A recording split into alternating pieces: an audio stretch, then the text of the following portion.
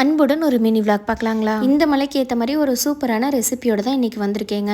இந்த பிளெயின் குஸ்காவை செஞ்சு கொடுத்து பாருங்கள். எங்கே பீஸை காணோம் அப்படின்னு தேடுவாங்க. வாங்க எப்படி பண்ணுறதுன்னு பார்க்கலாம். அதுக்கு நான் ஒரு குக்கரில் 2 spoon butter, 2 spoon oil add பண்ணியிருக்கேங்க. இங்கே நான் ஆல் ஸ்பைசஸ் ஆட் பண்ணிக்கிறேங்க. குறிப்பாக மராத்தி முட்டை ஆட் பண்ணிக்கோங்க.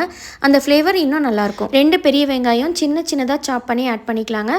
நல்லா இப்போ வெங்காயம் வதங்கட்டும். வெங்காயம் வதங்கும் போது 2 பச்சை மிளகாய் ஆட் பண்ணிக்கோங்க. 1 spoon ginger garlic paste add பண்ணியிருக்கேங்க. நல்லா அந்த ரா ஸ்மெல் போகிற வரைக்கும் வதக்கி விட்டுக்கலாம். அடுத்து பெரிய சைஸ் தக்காளி 1 சின்னதாக சாப் பண்ணி ஆட் பண்ணிக்கிறேங்க.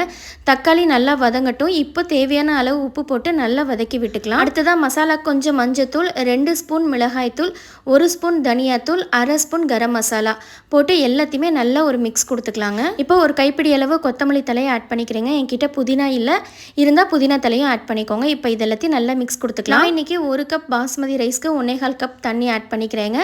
ரைஸை அரை மணி நேரம் முன்னாடியே ஊற வச்சுட்டேங்க. இப்போ ரைஸையும் ஆட் பண்ணி நல்லா மிக்ஸ் கொடுத்துட்டு ஒரு விசில் வச்சு இறக்கணும்னா சூப்பரான குஸ்கா ரைஸ் ரெடி ஆயிடுச்சுங்க. நான் முன்னாடியே சொன்ன மாதிரி இது மட்டும் செஞ்சு கொடுங்க. இதே மெஷர்மெண்ட்டில் எங்கே பீஸை காணோம் அப்படின்னு எல்லாருமே கேட்பாங்க. அவ்வளோ டேஸ்ட்டாக இருக்குங்க. இதை நீங்கள் லஞ்ச் பாக்ஸ் ரெசிபியாகவும் கொடுத்து விடலாம். ஒரு தடவை ட்ரை பண்ணி பாருங்கள். தேங்க்ஸ் ஃபார் வாட்சிங் ஃப்ரெண்ட்ஸ்.